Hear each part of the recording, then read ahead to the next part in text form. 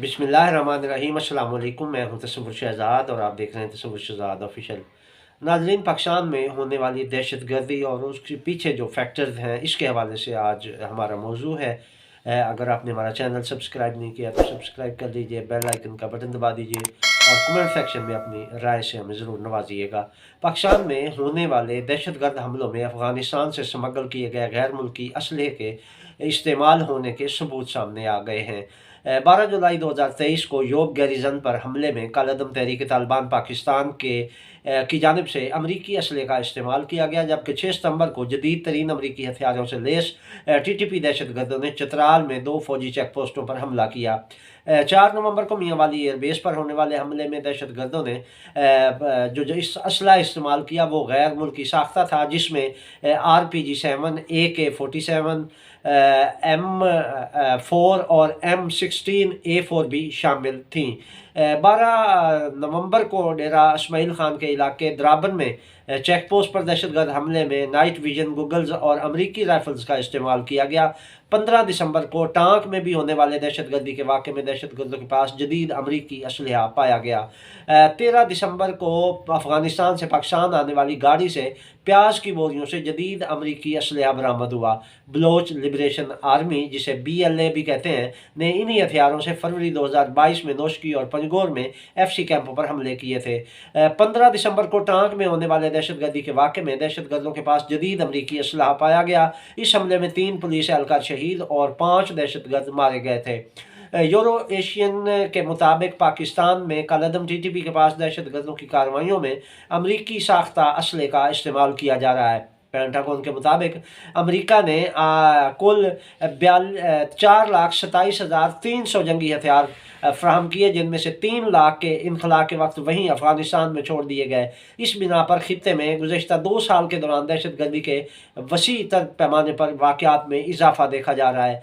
Pentagon का कहना है कि अमेरिका में 2005 से अगस्त 2023 के दरमियान अफगान कौमी दिफाई और सिक्योरिटी फोर्सेज को 18.6 अरब डॉलर का सामान फराहम किया गया। ये तमाम हक़ाइक़ इस बात की तरफ इशारा करते हैं कि अफगान रजीम न सिर्फ कालअदम TTP को मुसल्लह कर रही है, बल्कि दीगर दहशतगर्द तंजीमों के लिए महफूज रास्ता भी फराहम कर रही है। उधर निगरान वज़ीर इत्तलाआत बलूचिस्तान जान अचकज़ई ने कहा है कि अफगानिस्तान में मौजूद दहशतगर्दी के मरकज़ हमारे लिए ख़तरा है। अपने एक बयान में जान अचकज़ई ने कहा कि दहशतगर्दी की लानत के खात्मे के लिए हम पुरआज़्म हैं। अगर दहशतगर्दों की पुष्ट पनाही जारी रही तो ये सूरत हाल अफगानिस्तान को ले डूबेगी।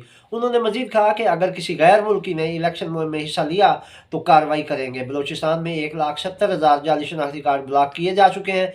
ये कोई ढकी छुपी बात नहीं है कि अफगानिस्तान से अमेरिका और इसके इत्तहादियों के इनखला के बाद तालिबान की जो अबूरी हुकूमत वजूद में आई है, उसने कालअदम TTP और ऐसे ही दहशतगर्द ग्रोहों और तंजीमों से ताल्लुक़ रखने वाले अफराद को जेलों से निकाल कर न सिर्फ आज़ाद कर दिया, बल्कि इन्हें हमसाया ममालिक में कार्रवाइयाँ करने की भी इजाज़त दी।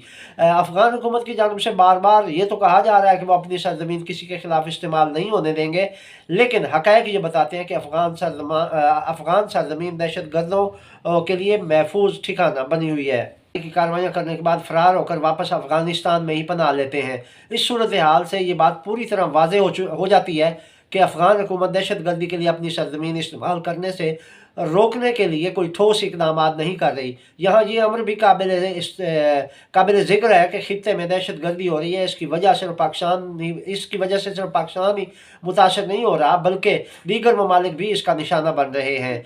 ईरान के जनूब मशरक़ी इलाके में राशक में जुमे के रोज़ पुलिस हेडकोार्टर पर होने वाले दहशत गर्दों के हमले में भी इसी अफ़गानिस्तान से ही ज़मीन भी इस्तेमाल की गई और वहीं से दहशत गर्द वहाँ दाखिल हुए।